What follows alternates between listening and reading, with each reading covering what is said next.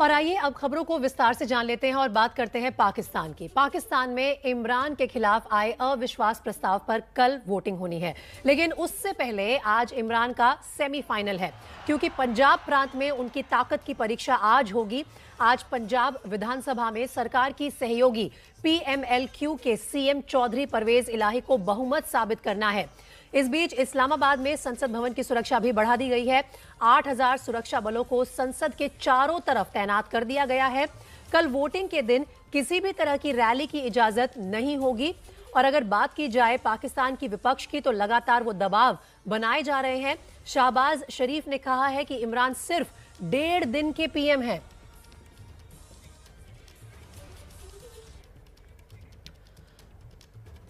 और इस बीच एक बड़ी खबर भी आ रही है, वो आपको बता देते हैं। इमरान की पार्टी PTI के असंतुष्ट नेता जहांगीर खान तरीन ने ऐलान किया है कि आज पंजाब विधानसभा में वोटिंग के दौरान वो PMLN के उम्मीदवार का समर्थन करेंगे। तो पंजाब विधानसभा में आज हंगामे की उम्मीद है और जहांगीर खान का ये बयान आया है कि वो PMLN के उम्मीदवार को ही सपोर्ट करेंगे। आज इमरान खान का बड़ा इम्तिहान है और आज पाकिस्तान के पंजाब विधानसभा में इमरान की पार्टी और उसके सहयोगियों को बहुमत पेश करना है। कल पंजाब के CM पद से उस्मान बुज़दार ने इस्तीफा दिया। राज्यपाल ने आज विधानसभा में बहुमत पेश करने को कहा था और आज इमरान खान को सदन में बहुमत साबित करना है। कुल यहां पर 371 सीटें हैं। हम बात कर रहे हैं पंजाब की और पाकिस्तान पंजाब की, और सरकार को बहुमत के लिए 186 का आंकड़ा चाहिए। क्या इमरान की पार्टी वो आंकड़ा हासिल कर पाएगी? ये आज उनका पहला इम्तिहान है जो पंजाब की विधानसभा में होने वाला है। कल उससे भी बड़ा इम्तिहान होगा नेशनल असेंबली में इमरान खान के लिए। तो आज पंजाब विधानसभा में वोटिंग को लेकर कुछ अहम सवाल खड़े हो रहे हैं। आइए एक एक करके उन सवालों पर भी नजर डाल लेते हैं। सबसे पहला और बड़ा सवाल यह है कि क्या ये इमरान के लिए फाइनल से पहले का सेमीफाइनल साबित होने वाला है? दूसरा सवाल, क्या इमरान सेमीफाइनल जीत पाएंगे? ये बहुत बड़ी चुनौती है इमरान खान के लिए।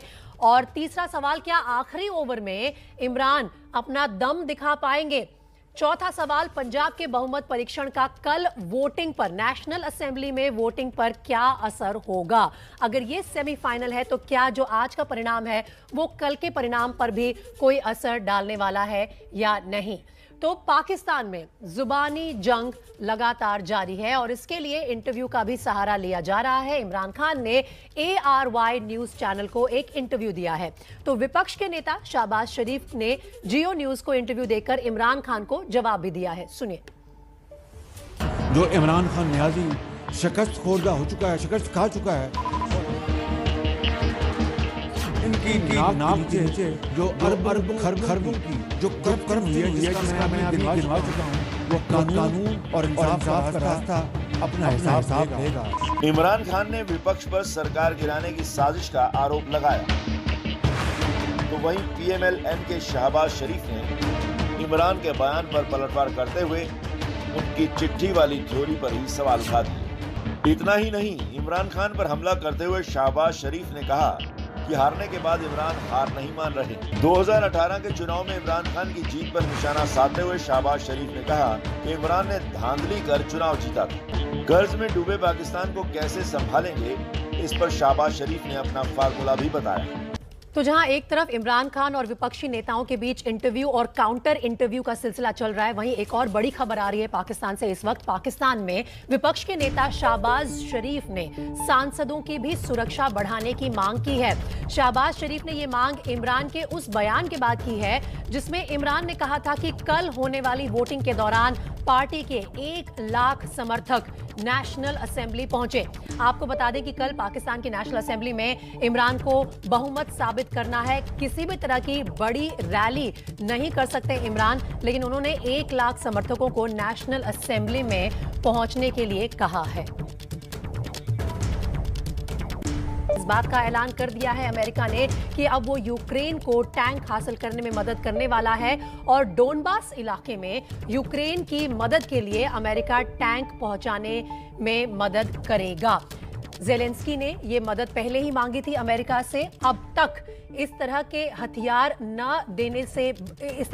देने से बच रहा था अमेरिका, लेकिन आज ये बड़ा ऐलान हुआ है कि डॉनबास इलाके में टैंक के जरिए मदद देगा अमेरिका यूक्रेन को। आज रूस और यूक्रेन के बीच युद्ध का 39वां दिन है। लगातार बातचीत हर स्तर पर चल रही है, लेकिन कोई भी सॉल्यूशन सामने नहीं आया है। तो रूस में घुसकर अब यूक्रेन ने भी बहुत बड़ा हमला किया है। यूक्रेन ने रूस के बेल्गोरोड में तेल डिपो को हवाई हमले में उड़ा दिया। देखिए ये रिपोर्ट। बड़ा धमाका और थर्रा उठा रूस। यूक्रेन की सीमा से सटा रूस का बेल्गोरोड शहर, ये रूस के किसी शहर पर यूक्रेन का पहला हवाई हमला है। यूक्रेन ने बेल्गोरोड सिटी में रूस के तेल डिपो को उड़ा दिया। एक वीडियो में अपार्टमेंट ब्लॉक के पास आग लगती हुई दिखाई दे रही है। आग की लपटें काफी ऊंची हैं। एक और वीडियो है जिसमें रॉकेट को तेल डिपो से टकराते हुए देखा जा सकता है। एक वीडियो में सड़क पर कुछ गाड़ियां और लोग हैं। सामने भीषण आग दिख रही है। हमले के बाद बेल्गोरोड शहर के गवर्नर व्याचेस्लाव ग्लैडकोव ने संदेश जारी किया। कहा, यूक्रेन के 2 हेलीकॉप्टरों के हवाई हमले के कारण तेल डिपो में आग लग गई, जो कम ऊंचाई पर रूसी क्षेत्र में प्रवेश कर गए थे। हमले में किसी की मौत नहीं हुई है। यूक्रेन ने फिलहाल इस हमले की जिम्मेदारी नहीं ली। रूस की यूक्रेन में भीषण तबाही के बीच पहली बार ऐसा हुआ है कि यूक्रेन ने रूस में घुसकर बड़े हमले को अंजाम दिया है। नमस्कार, एबीपी रिपोर्टर में आप सबका बहुत स्वागत है। मेरा नाम है प्रीति दहिया और बुलेटिन की शुरुआत करते हैं पड़ोसी देश श्रीलंका की बात के साथ, जहां अर्थव्यवस्था की स्थिति काफी बिगड़ चुकी है। श्रीलंका की अर्थव्यवस्था डगमगाने के बाद अब जनता सड़कों पर उतर गई है और राजधानी कोलंबो समेत पूरे देश में हिंसा और हंगामे का दौर चल रहा है। बेकाबू होते हालात के बाद राष्ट्रपति राजपक्षे ने कल देर रात इमरजेंसी का ऐलान भी कर दिया था। जनता एक तरफ राष्ट्रपति को हटाने की मांग कर रही है और सड़कों पर उतर आई है, वहीं दूसरी तरफ राष्ट्रपति ने इमरजेंसी का ऐलान कर दिया है।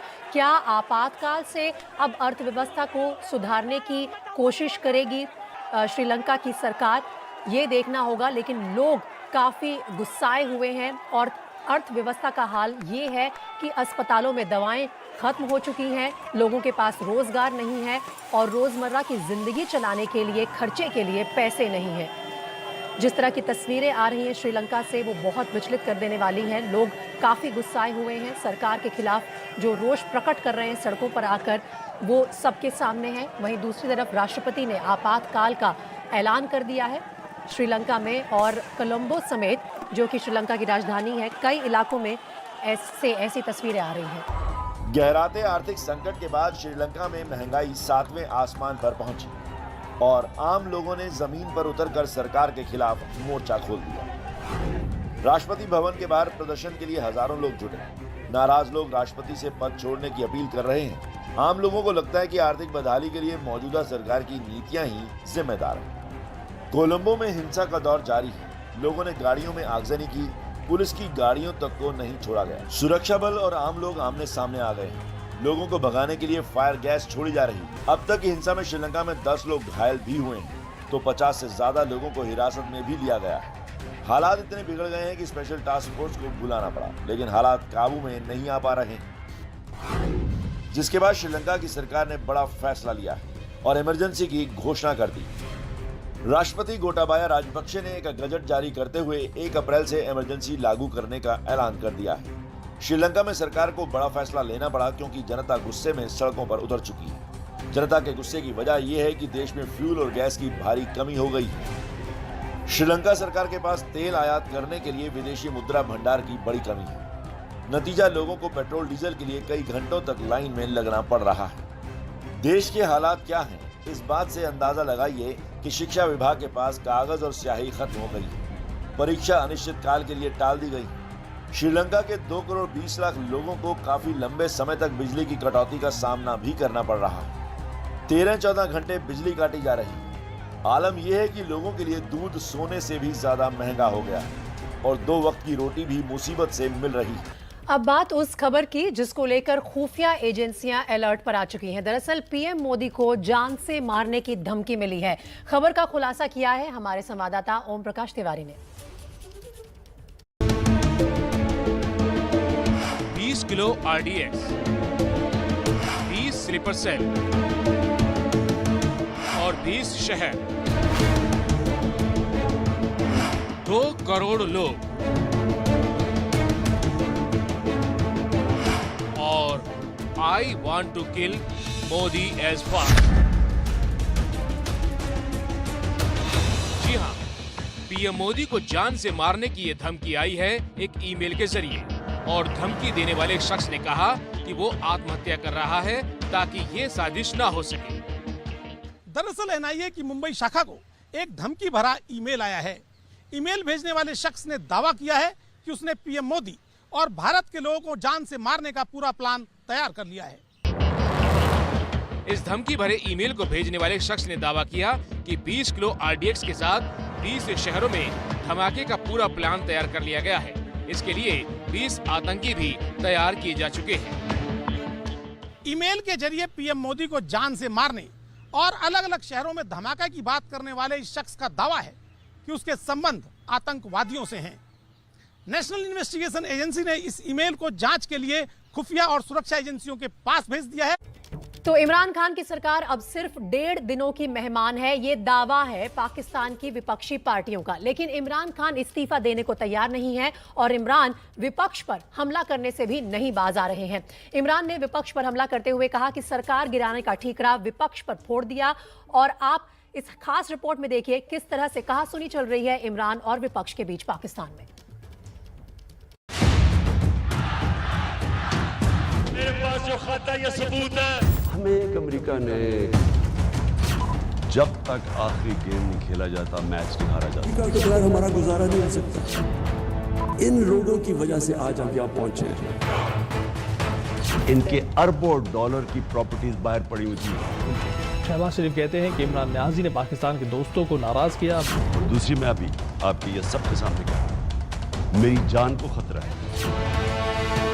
ये शख्स दिन रात फ्रॉड करता है, झूठ बोलता है। इमरान खान न्याजी की सरकार का जाना लगभग तय है, लेकिन इमरान है कि हार मानने को तैयार नहीं। पाकिस्तान के निजी चैनल को दिए इंटरव्यू में भी इमरान खान ने विपक्ष से आखिरी गेंद तक लड़ने की बात कही।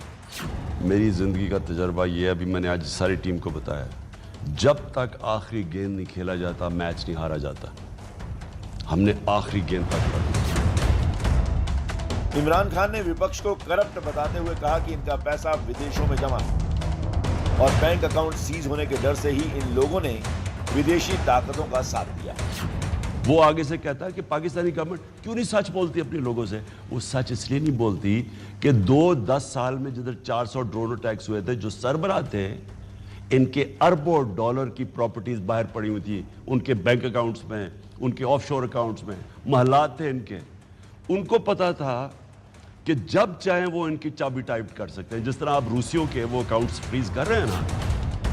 इमरान खान ने विपक्ष पर पलटवार करते हुए कहा कि मेरे परिवार के खिलाफ गलत बातें फैलाई जा रही हैं, मेरी बीवी का चरित्र हनन किया जा रहा है और मेरी जान को भी खतरा है। मेरी बीवी को पूरी तरह, यानी एक खातून जो कि घर से नहीं निकलती, उसके ऊपर पूरी कैंपेन चलाई हुई है। और फिर उनको मिलने वाली उनकी उसके ऊपर कैंपेन चलाई बेचारी, उसकी असैसिनेशन कैरेक्टर असैसिनेशन कैंपेन। और दूसरी मैं अभी आपके ये सबके सामने कह रहा हूं, मेरी जान को खतरा है। पाकिस्तान की फौज के बारे में इमरान खान ने उनकी मुखालफत की बजाय मजबूत करने की बात कही। कभी अपनी फौज के खिलाफ बात नहीं करूंगा। मेरे जो भी हो इश्यूज मैं कभी पब्लिकली बात नहीं करूंगा। उसकी वजह यह है कि पाकिस्तान को फौज की बहुत ज़रूरत है, एक मजबूत फौज की। हमें कोई ऐसी चीज़ नहीं करनी चाहिए जिससे उसको नुकसान पहुंचे। भारत की विदेश नीति की तारीफ करते हुए पाकिस्तान के प्रधानमंत्री इमरान खान ने कहा कि उनकी विदेश नीति हमसे बेहतर है। हिंदुस्तान हमारा हमसाया हमारे साथ ही आज़ाद हुआ था। ज़रा उनकी फॉरेन पॉलिसी देख लें। सारी उन्होंने, जब सोवियत यूनियन और अमेरिका की कोल्ड वॉर चल रही थी, वो नॉन अलाइंड रहे, बात करते रहे। सोवियत यूनियन के बड़े करीब थे, लेकिन वो अमेरिकन भी उनसे बात करते थे। उन्होंने कहा हम नॉन अलाइंड हैं, हम ब्लॉक्स में नहीं हैं। हाँ, हमारी क्लोजनेस सोवियत यूनियन से है, लेकिन हम सबसे हैं। आप हिंदुस्तान की फॉरेन पॉलिसी की वजह से आप सिर्फ ये देख लें कि हिंदुस्तान के पासपोर्ट की क्या इज्जत और पाकिस्तान के पासपोर्ट की क्या इज्जत रही है। आ रही है पाकिस्तान के पंजाब विधानसभा में आज वोटिंग नहीं होगी। आज वोटिंग की तारीख तय की जाएगी। तो इस वक्त जो ये अपडेट आई है पाकिस्तान के पंजाब से वो ये है कि पंजाब विधानसभा में आज वोटिंग नहीं होगी, लेकिन वोटिंग किस तारीख को होगी आज वो तय की जाएगी। तो इस वोटिंग को भी एक वर्चुअल सेमीफाइनल माना जा रहा है इमरान खान के लिए। क्या उनकी पार्टी यहां पर बहुमत हासिल कर पाएगी, ये देखना होगा। और किस तरह से पंजाब विधानसभा में जो पावर प्ले होगा सभी पार्टियों का, उसका नेशनल असेंबली पर क्या असर हो सकता है, ये भी देखने वाली बात होगी। लेकिन बहुमत परीक्षण आज नहीं होने वाला। अब किस तारीख को वो होगा, आज वो तारीख तय की जाएगी।